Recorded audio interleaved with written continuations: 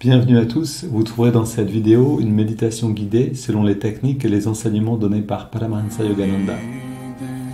Ces enseignements sont basés sur des vérités universelles et n'appartiennent à aucune religion en particulier.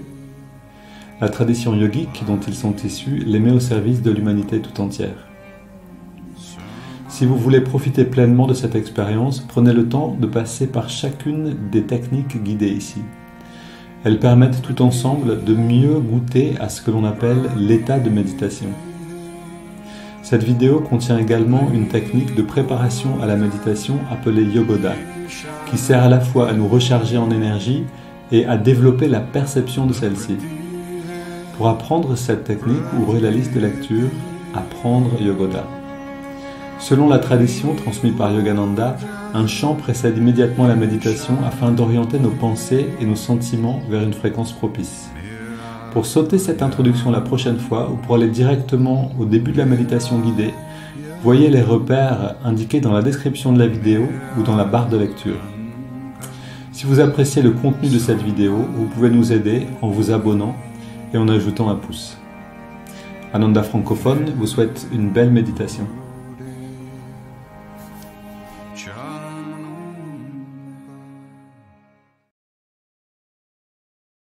Hello friends, my name is Sundara and I'd like to read an excerpt from Yogananda's How to Be Happy All the Time and share how this reading relates to my life and how the teachings have helped me to overcome a challenge in my life.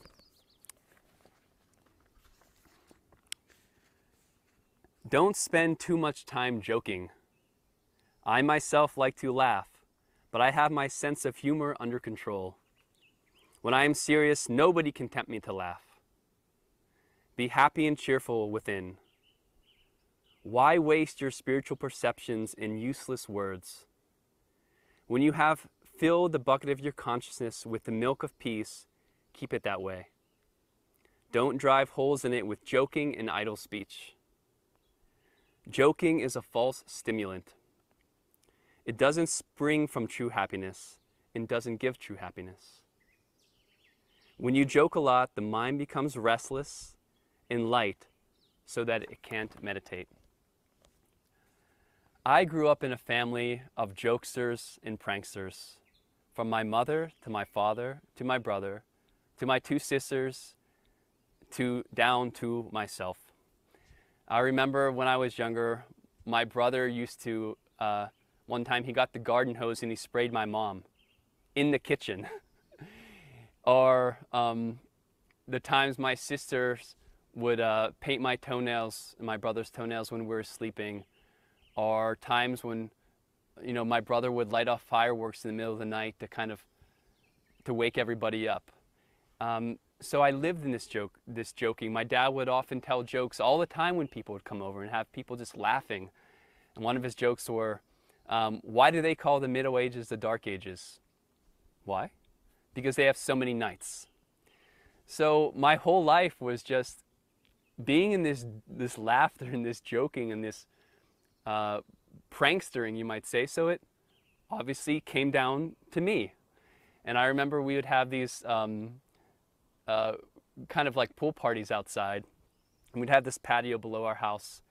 And we'd have all these guests there. And I'd go up to the second floor window with a bucket of water and just start pouring on guests again and again. And so this was just kind of what I was brought up in. And I loved just this laughter and this joy that my family had. But something changed. I started, when I was in college, I was still a jokester and a prankster.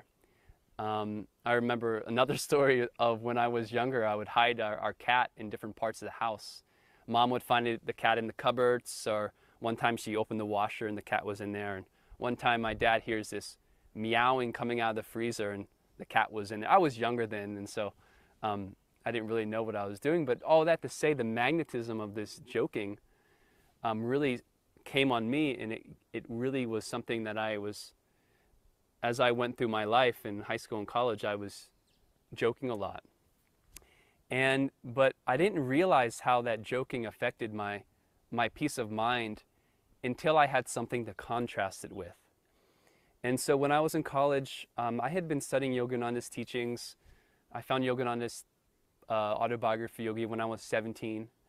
And when I was around 22 or so, I did an internship at the Smithsonian Environmental Research Center just outside of Washington, D.C. I was teaching environmental education. And this summer was very poignant for me because this is when I first started practicing Yogananda's teachings of Hong Sa and the energization exercises. And I started to actually, for the first time, feel energy, what it felt like to have energy being felt in my body, and to have experiences of real intentional calmness and peace. And I say this is an important part of my spiritual journey because before I was finding a lot of my joy through outer laughing and joking, which was fun. But now after I started meditating and practicing these techniques, I started to feel a subtle contrast between the feelings of meditation and the feelings of my joking. Before my joking, I couldn't control it. And now I started to notice it more. So I moved to Ananda Village and I start, again, I'm a jokester, I'm a prankster. I start having that, being that more in my consciousness. But I started to notice it didn't feel so good anymore. It was agitated, it was too light. And I thought, okay, maybe I should kind of be more controlling, but I wasn't emphasizing I'm going to change my joking. But over the years, I noticed that my joking became more controlled. It wasn't just spilling it out there and then have a corresponding feeling of agitation or restlessness. But over the years, I found while I still joke and I'm still myself, and the beautiful qualities that my parents instilled in me in this lightness. But I notice now that joking does not control me. I'm able to control it. I noticed that as I started to meditate, that outer joking and agitated restlessness started to replace itself with more of an inward joy. I was trying to feel that joy by outwardly joking, but meditation showed me that there is a deeper inner joy that can be experienced. I just simply practice the teachings.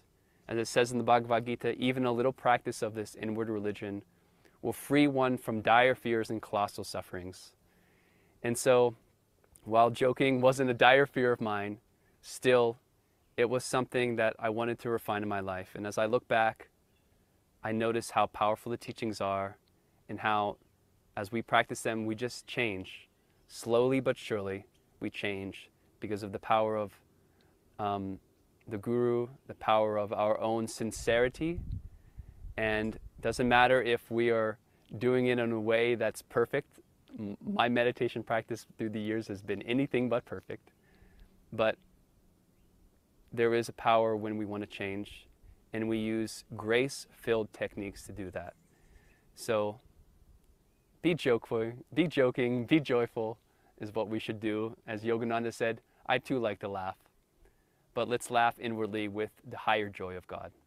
So if you want to learn how to meditate, how to change those habits in your life that seem like they're uncontrollable, you can go to ananda.org, learn a very simple meditation technique. This meditation technique is considered one of India's greatest contributions to the science of yoga. And you can learn it for free.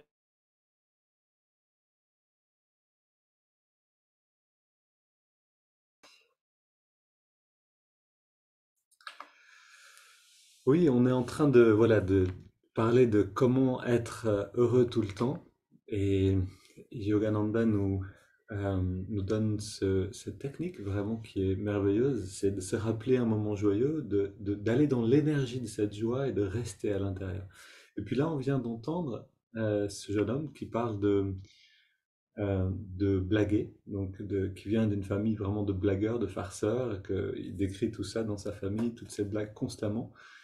Et puis, qu'à un moment, il a vu que ça ne lui servait pas, en fait, sur le chemin spirituel. C'est-à-dire qu'il y a un moment où ça crée une agitation qui ne le rendait pas heureux. Et donc, il a commencé à changer cette manière de faire. En fait, euh, par contraste, et ça c'est vraiment bien dit, c'est-à-dire il explique que par contraste avec la méditation, il arrive dans un état de joie intérieure et que cette joie extérieure de blaguer constamment devenait une gêne en fait pour ce qu'il voulait vraiment atteindre. Alors, je peux te dire que dans ma famille aussi, on aime blaguer. Certains, beaucoup. Et ça a été pour moi aussi vraiment un... Et il y a beaucoup, beaucoup de joie aussi, et c'est merveilleux. Et ça a été un travail euh, pour moi de voir où est-ce que la blague est bonne, c'est-à-dire où est-ce que le rire provient de la bonne source, et à quelle dose est-ce que c'est juste. Parce que c'est vrai qu'à un certain moment, dans une surdose, on arrive à une pseudo-joie en fait, hein, et c'est ce qu'on cherche dans le monde, c'est-à-dire, Yogananda elle explique comme ça, si on cherche le plaisir, si on cherche le bonheur à l'extérieur, on va devoir constamment surexciter un petit peu l'essence. C'est-à-dire une première fois on mange un carré de chocolat, ça nous plaît et ça nous suffit. Le lendemain il en faudra deux. Et le surlendemain il en faudra trois. Si on cherche notre bonheur dans le carré de chocolat, il en faudra toujours plus. Si on ne cherche pas à cet endroit-là, un carré de chocolat va suffire. Peut-être même qu'on va pouvoir s'en passer ou en prendre deux et ce ne sera pas un problème, on ne sera pas attaché. Mais il y a cette même dynamique avec le rire, c'est-à-dire si on... Il y a un moment où vraiment j'étais pas encore dans la spiritualité d'une manière sérieuse et où je pensais que le rire c'était le but de la vie. Et donc je passais mes journées à trouver des manières de faire rire les gens autour de moi. C'était quand j'étais à Vienne. Et il y avait vraiment des journées, et pour moi c'était les journées les plus réussies dans ma tête, c'était quand on riait du début à la fin et que à la fin, c'était hystérique et un peu fou et un peu n'importe quoi, mais au moins on riait, et donc je me disais, donc c'est une bonne journée. Mais j'étais complètement agité, en effet, à la fin de cette journée. Il y a l'agitation qu'un rire incontrôlé peut amener, qui va vraiment nous extérioriser d'une manière qui nous épuise finalement, où on est dans une pseudo-joie vraiment en fait, hein.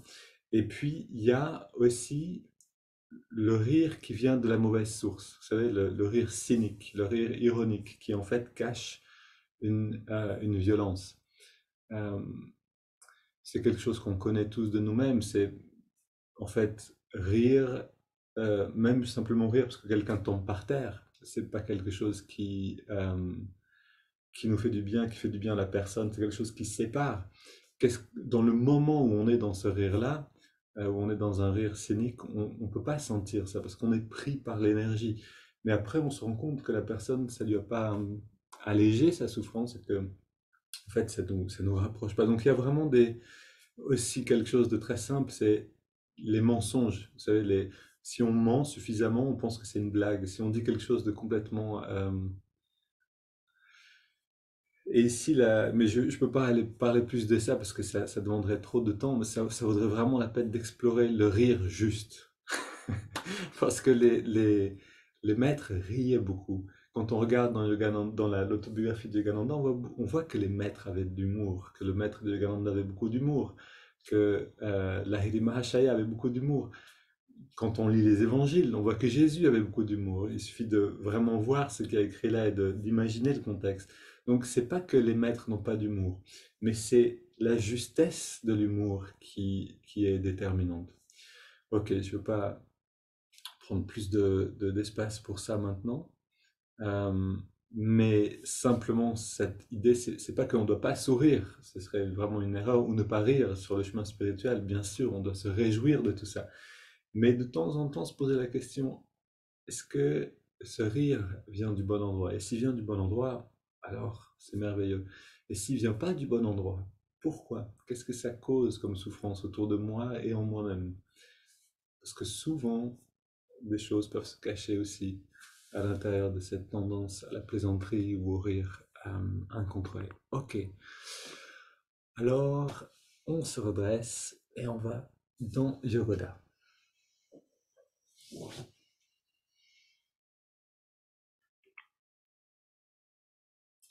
Ok. Ô Esprit infini, recharge notre corps avec ton énergie cosmique, notre mental avec ta concentration et ta détermination, notre esprit avec ta sagesse et notre âme avec ta joie toujours nouvelle. L'éternelle jeunesse du corps et de l'esprit demeure en nous pour toujours.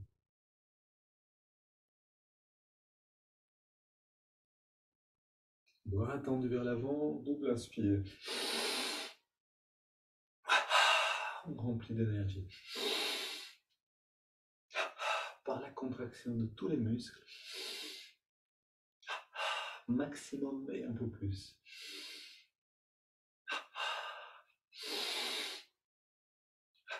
Main sur les hanches. Mollet vers l'arrière, vers l'avant.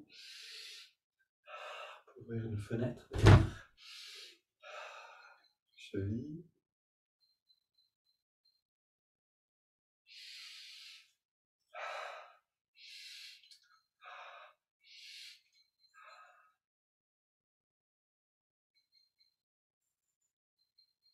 Puis mollet avant-bras gauche. Cuisse, biceps. On alterne.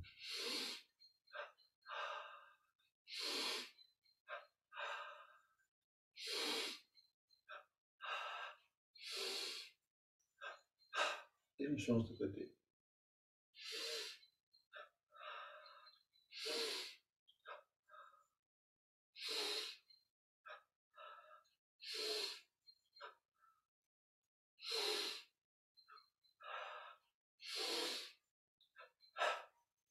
Les deux côtés ensemble.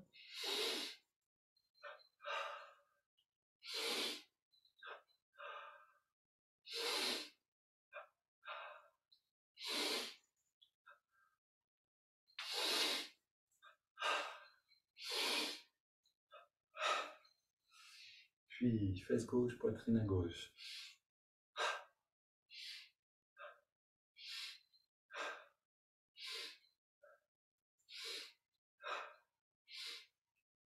Le bas du dos à gauche et à droite. Et encore une fois, le fait de raconter des blagues, de faire des farces, n'est pas mauvais en soi. En fait, Yogananda aimait bien raconter des blagues. C'est vraiment pas pas une règle stricte ici, mais c'est plutôt pour nous amener à être plus conscients maintenant le haut du dos, donc à être conscient de la juste dose, essayer de voir nos automatismes, peut-être qu'on aime beaucoup les blagues, peut-être qu'on les aime pas du tout, et de voir un petit peu, est-ce qu'on peut retrouver une justesse dans cette relation avec le rire, qui est aussi très important en fait. Si on veut être heureux, on a besoin de pouvoir sourire, de pouvoir rire. On contracte le cou entièrement. 3 fois. Ok, à gauche et à droite.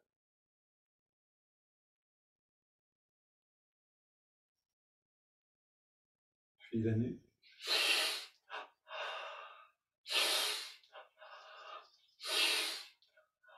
Le cou, petit cercle. Dans l'autre sens, et grand cercle, cou détendu. Bras tendus vers le sol.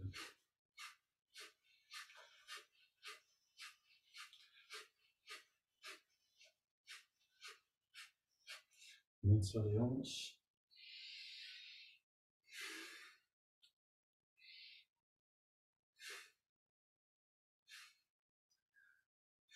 Pouce vers la gauche. Vers la droite, avec beaucoup d'intensité le long de la colonne. Pouce sur les vertèbres.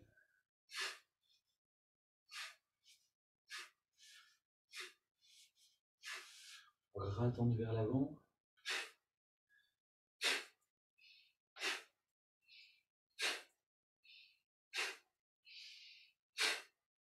On tapote sur la tête.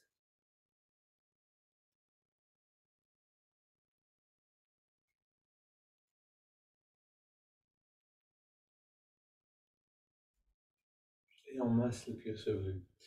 En fait, Yogananda a aussi cette capacité à rire et à ne pas rire. C'est-à-dire qu'il y a un épisode comme ça où il gronde une des sœurs qui était dans son monastère. Alors, je vous raconte ça après, sinon ça va être trop d'un coup. On ouvre la nuque et on absorbe l'énergie.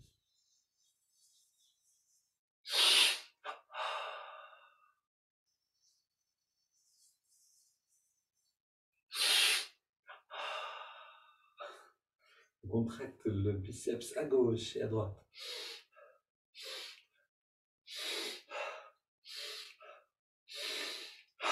Tous les muscles du corps. Encore une fois. Puis le pied gauche à l'inspire, on relâche à l'expire, pied droit. Mollet gauche, mollet droit. Cuisse gauche, cuisse droite. Fesse gauche, fesse droite. Vous pouvez respirer aussi profondément et naturellement, comme vous voulez. Pardon, avant-bras gauche, avant-bras droit, biceps gauche, biceps droit, poitrine à gauche et à droite, le cou à gauche, droite, devant et derrière. Le pied gauche, on ajoute le pied droit, on ajoute maintenant le mollet gauche et le mollet droit, on garde tout ça et on ajoute cuisse gauche, cuisse droite, fesse droite, bas du ventre, avant-bras gauche et droit, biceps gauche, biceps droit, poitrine à gauche et à droite. Une double inspire. On augmente la contraction dans tous les muscles du corps. On relâche le cou. On relâche la poitrine à droite et à gauche. Biceps droit et gauche, avant-bras droit et gauche. Haut du ventre, bas du ventre. Fesse droite, fesse gauche. Cuisse droite, cuisse gauche. Mollet droit, mollet gauche. Pied droit et pied gauche. Une double inspire. On contracte tout. Et on relâche tout. Encore une fois. Et encore une. Puis, dans la détente, les yeux fermés, regard redressé, on inspire lentement. On retient le souffle un instant, on détend les muscles encore un peu plus, puis on expire par la bouche. Et on sent le bien-être à l'intérieur.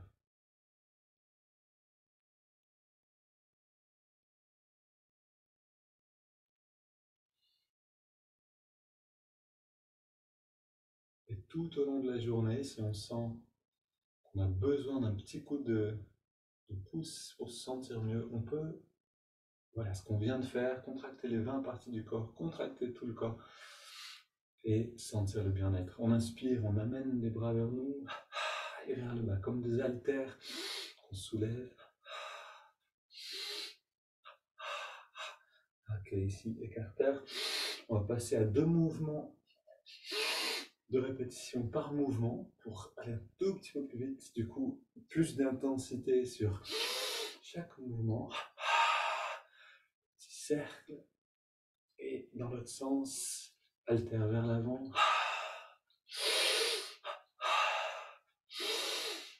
On ouvre et on ferme les mains.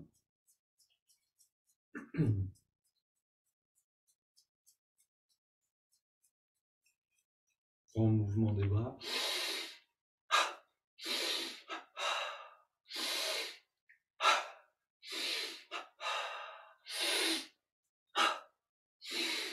Ok, puis ici, bras gauche, bras droit.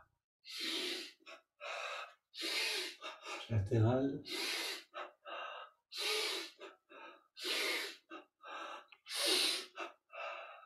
Et on marche sur place avec cette joie intérieure qu'on laisse rayonner vers l'extérieur.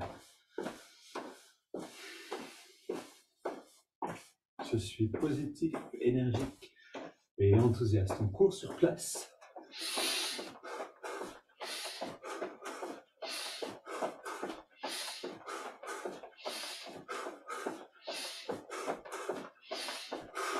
Pied gauche devant.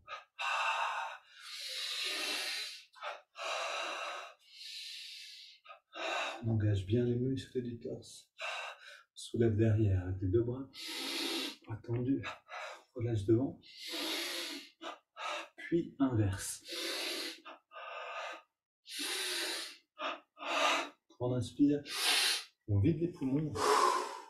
On rentre le ventre. Inspire, expire. Va et vient. Poumon vide.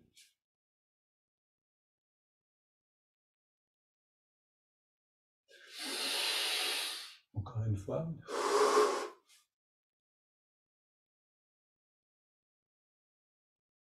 Ok, on se redresse. Et on se sent vibrant d'énergie remplie. de vie et de bien-être. Il n'y a que le mouvement et la respiration qui peuvent nous donner un véritable bien-être physique en fait. Si on ne bouge plus assez, on ne peut plus se sentir bien. Vraiment très simple. Et le Yogoda nous permet d'aller à travers chaque partie du corps.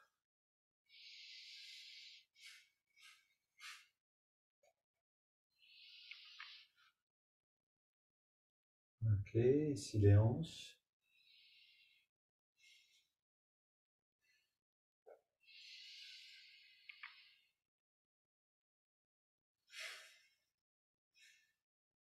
Ok, bras tendus devant, on reste très détendu avec le corps, on inspire vers nous-mêmes. Expire. On sent la conscience qui grandit autour de nous, comme une bulle lumineuse, une sphère lumineuse qui prend de l'ampleur.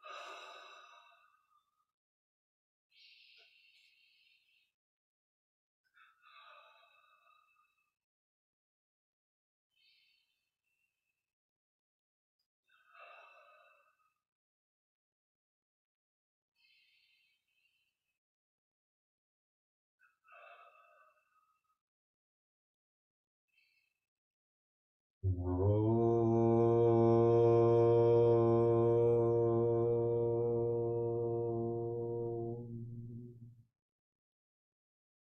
relâche les bras, garde les yeux fermés, très détendus. On va un petit peu dans le ressenti, où on y va même complètement.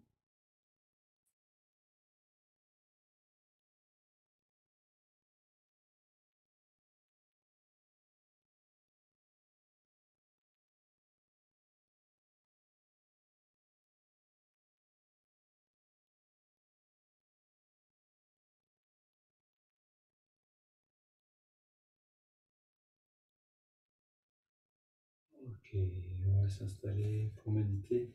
Essayons de garder cette intériorité. Ok, ferme les yeux, redresse le dos, redresse le regard, on détend tout.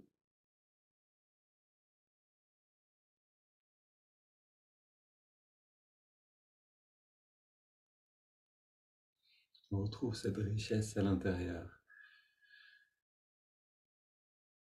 Maintenant, une grande partie du bien-être qu'on ressent maintenant, c'est aussi que tout est organisé. C'est-à-dire, on commence avec le Yogoda, on s'assoit ensuite, on chante, ensuite on entre dans la méditation. Il y a un déroulement naturel, bien articulé ici.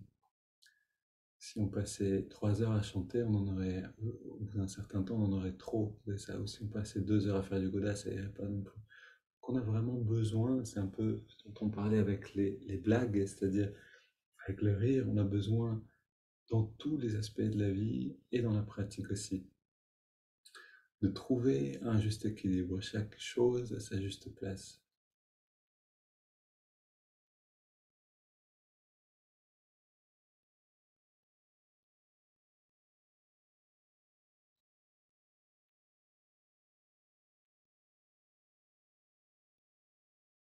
Et de cette manière, tout est précieux parce que tout passe, c'est-à-dire il n'y a rien qui stagne, mais on est dans une rivière.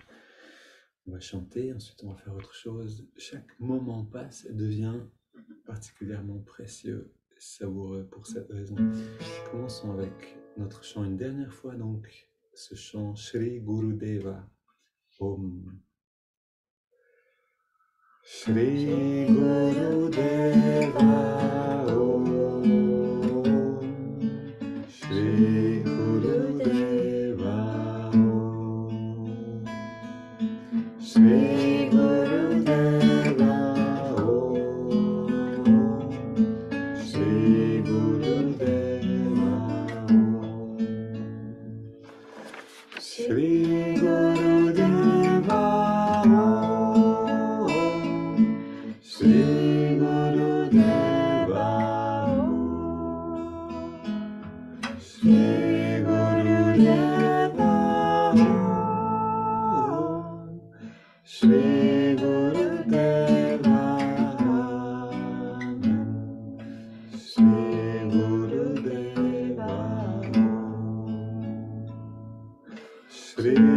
Gurudeva Om. Shri Gurudeva Om. Shri Gurudeva Om. Shri Gurudeva Amen. Shri Gurudeva Om. Shri Gurudeva Om. Shri Gurudeva Om. Shri Gurudeva Amen. Shri Gurudeva Om. Shri Gurudeva Om. Shri Gurudeva Om. Shri Gurudeva Om. Shri Gurudeva Amen. Shri Gurudeva Om. Shri Gurudeva Om. Shri Gurudeva Om. Shri Gurudeva Amen.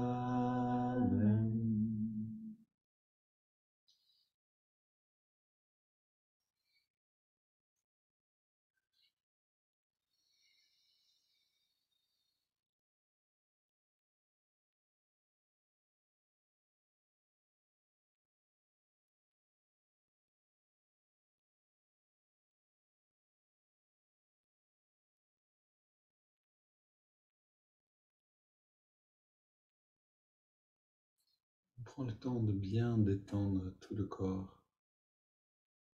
Cette vibration de la musique dans ce sentiment que la musique réveille. On détend le corps pour bien permettre à ce sentiment de s'imprégner ou de se répandre en nous.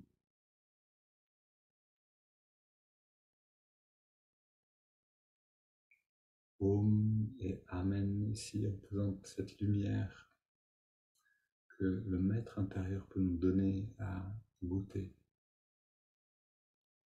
à percevoir.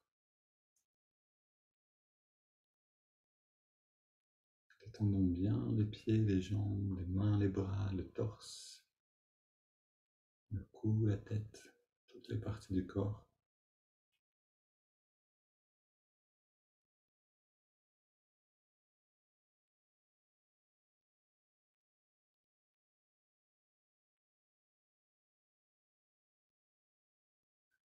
Et on commence à respirer profondément par les narines. Le ventre sort depuis tout l'inspire et rentre à la fin de l'expiration.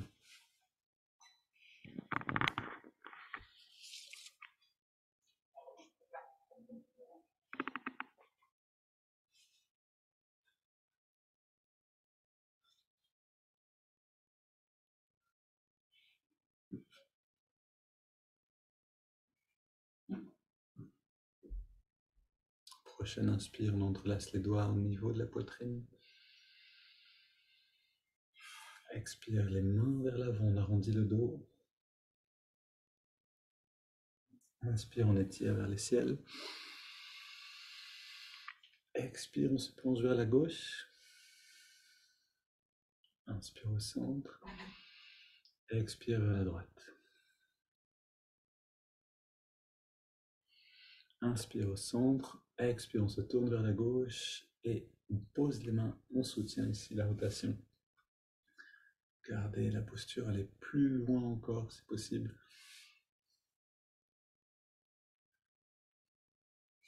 Et on revient au centre. Inspire vers les ciels, on réétire bien toute la colonne. Expire vers la droite, on pose les mains un petit peu plus loin.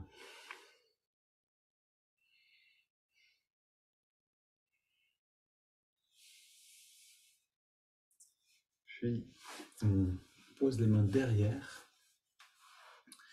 Et on ouvre la poitrine, on resserre un petit peu les coudes, les épaules derrière, on respire profondément, on s'apprête donc à plonger à l'intérieur de nous-mêmes.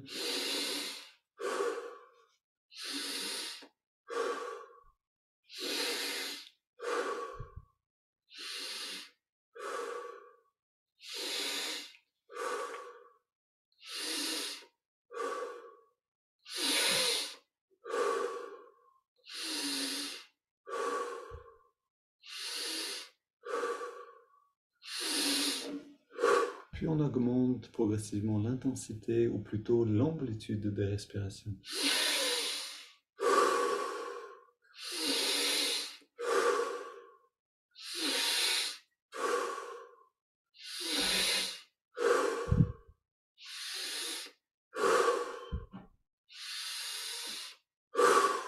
Au maximum.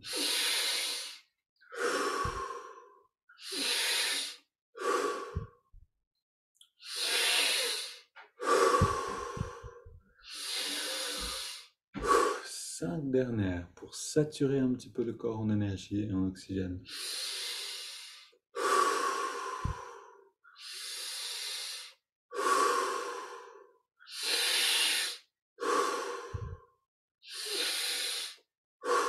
La dernière. Puis on revient au centre, les mains sur les cuisses, paumes vers les ciels, dos dressé, détendu, les yeux fermés et redressés également. On inspire lentement et profondément. On retient la respiration, les poumons restent pleins. On se détend complètement. On essaie de détendre un peu plus encore. Et puis on expire sans faire d'effort par la bouche.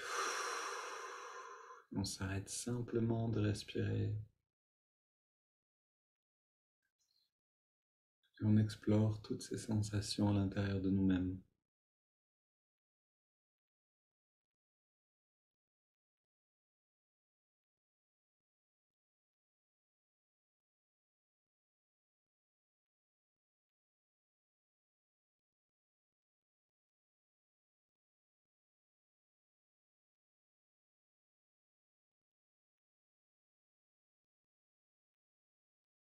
On inspire à nouveau, comme un plongeur qui revient à la surface avec une perle, et on garde l'air dedans. On remet les poumons pleins, on rentre le ventre, on contracte les périnées, on redresse le regard. Toute cette énergie, on l'amène vers l'œil spirituel, puis on relâche et on expire.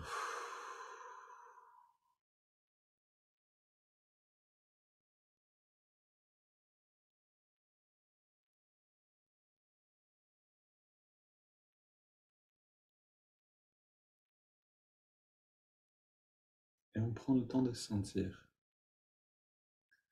Le corps respire de lui-même. Simplement bien, on est là. Un peu plus présent que d'habitude, un peu plus en nous-mêmes.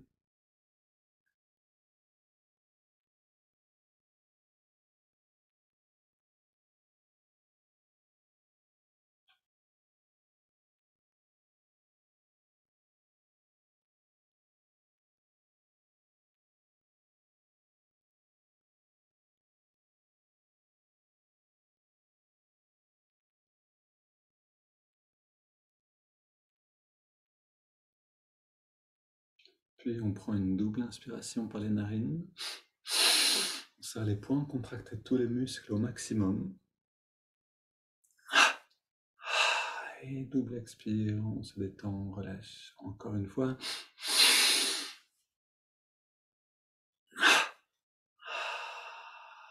Grande détente et on ressent. Et encore une fois.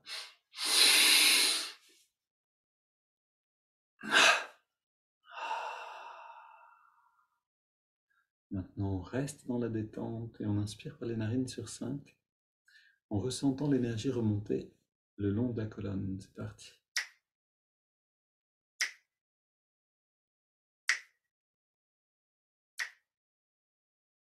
On garde l'air dedans. On sent l'énergie qui vient jusque dans le lobe frontal.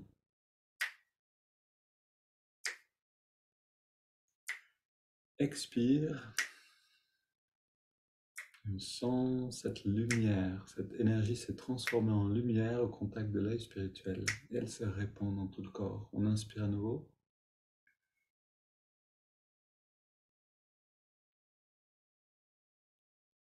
On garde l'air dedans.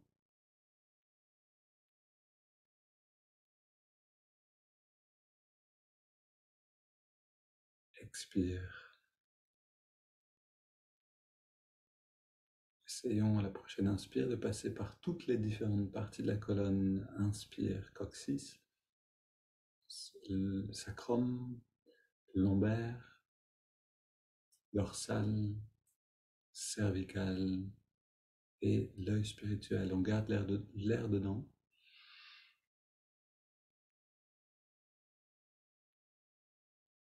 Expire.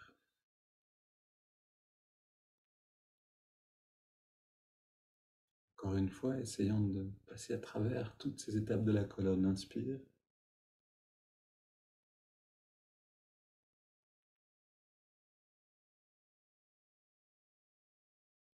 On garde.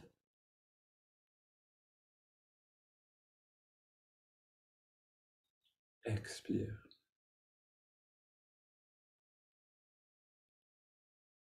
On va faire un dernier cycle. Inspire.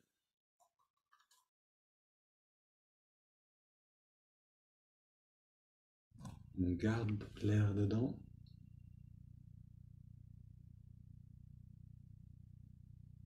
Expire. On prend une grande inspire, puis on laisse le corps respirer à son rythme. Et on entre un petit peu plus profondément dans ce bien-être-là.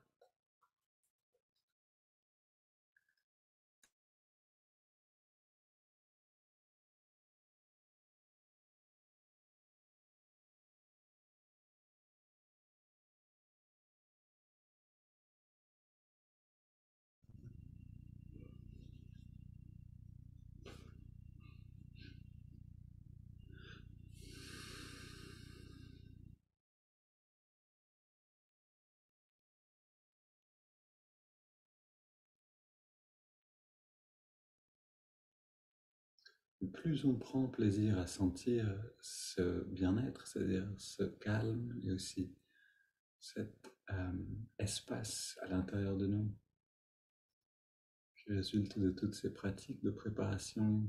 Donc plus on profite de ça, et plus ce bien-être va devenir consistant. Essayons de garder l'habitude d'explorer, dans le sens vraiment de savourer. Comme quand on goûte quelque chose, on explore les saveurs de quelque chose. De la même manière, on a besoin de savourer les plaisirs des sens intérieurs, des sens subtils.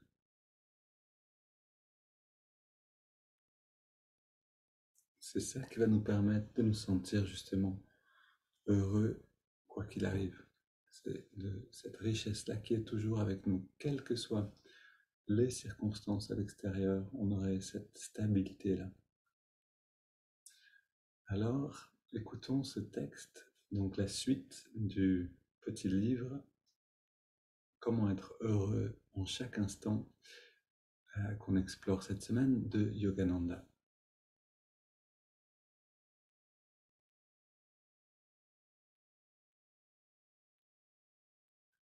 Donc, on a parlé hier de cette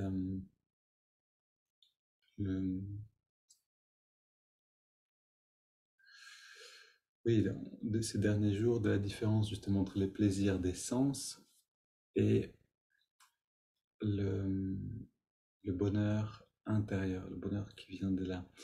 Alors je continue. Analyser. Analyser avec la compréhension née de l'introspection. Analyser la véritable nature des plaisirs des sens.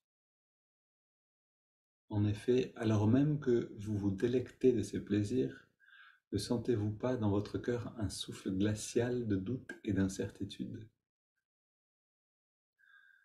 Vous vous accrochez au plaisir des sens, mais vous savez au fond de vous qu'un jour, ils ne pourront que vous trahir.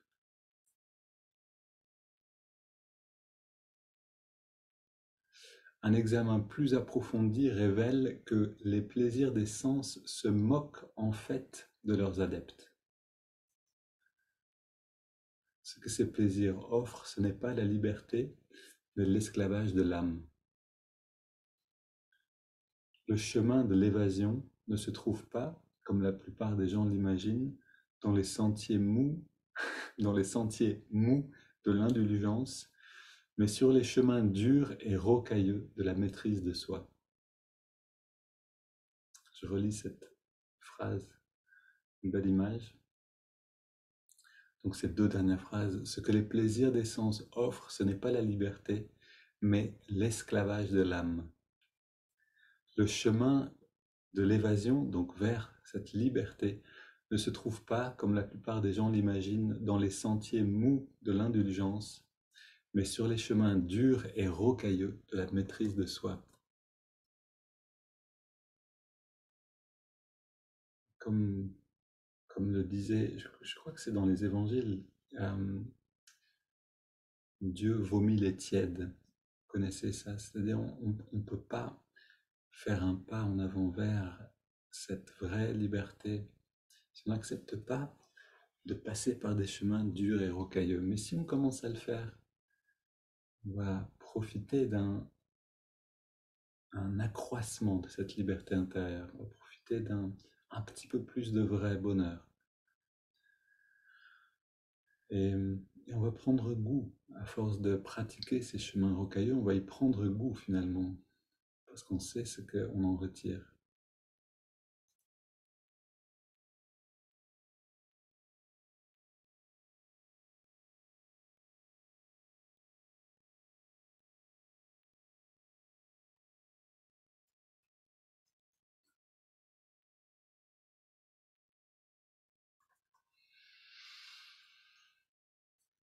Par plaisir d'essence, on entend bien sûr toutes les situations de vie qui ont à voir avec le monde, c'est-à-dire dans quelle manière on vit. Si on est attaché à une forme extérieure, on va avoir du mal à aller vers cette forme libre et intérieure qui est toujours abondante en bonheur.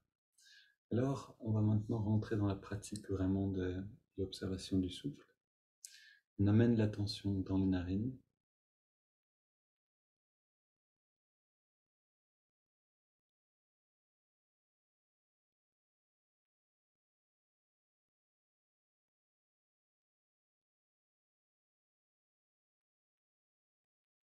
Et à l'endroit où on sent l'air le mieux, on sent la fraîcheur de l'inspire et la tiédeur de l'expire.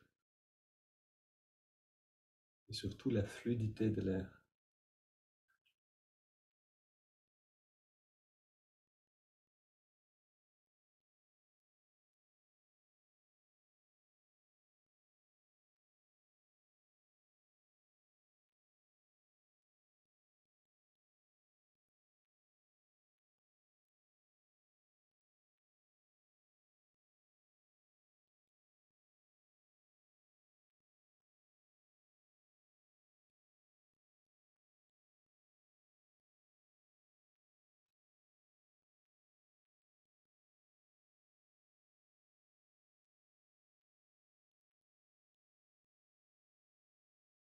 Encore 4, 5 respirations pour aller profondément dans cette sensation-là.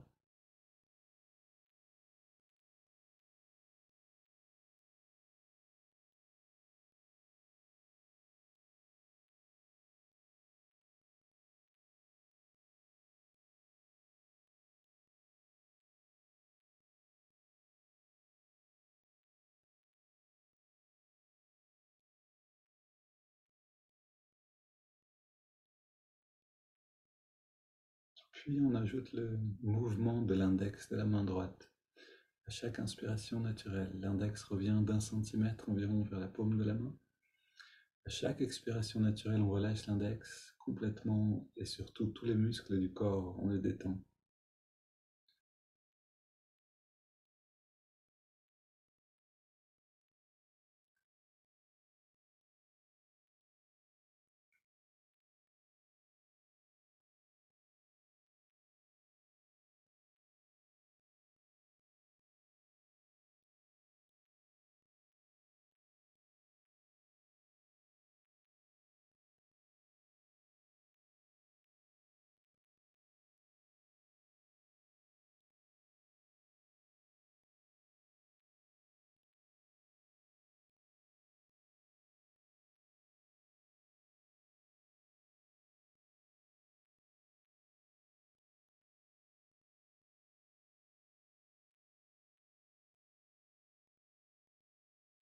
Et là aussi, on s'applique en 4-5 respires à détendre et à immobiliser le corps complètement.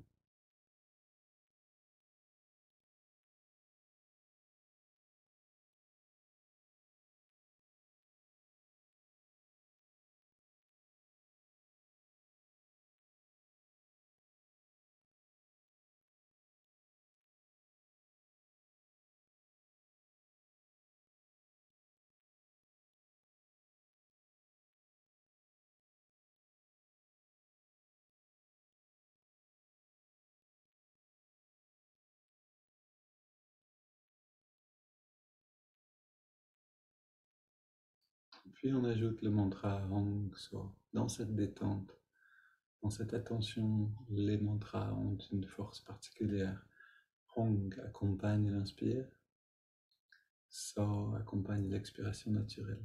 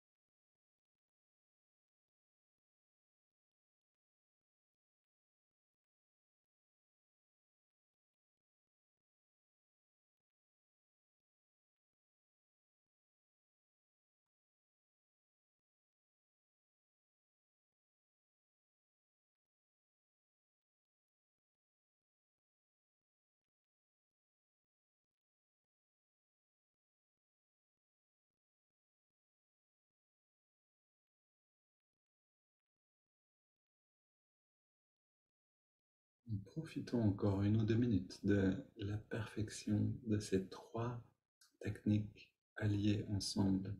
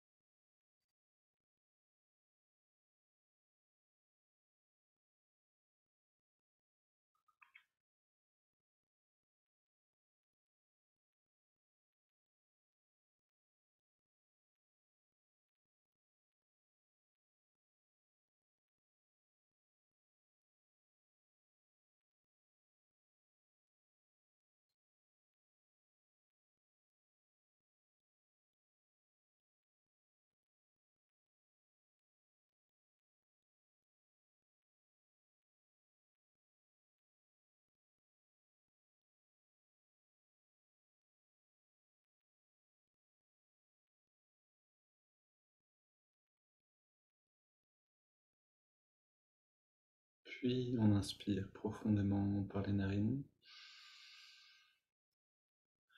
On expire en 3 fois. Et on se détend complètement. On abandonne toute technique.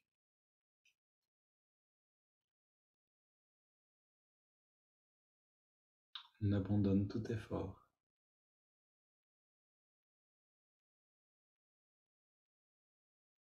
On reste simplement présent, et même rester présent n'est pas vraiment un effort si on prend plaisir à ressentir.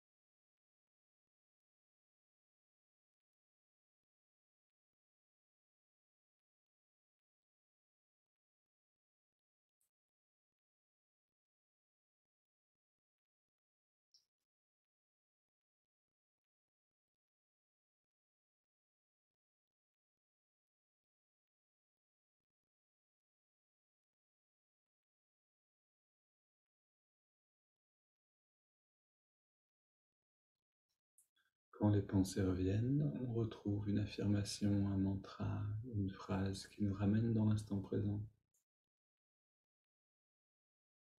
Et à nouveau, on rentre dans l'expérience.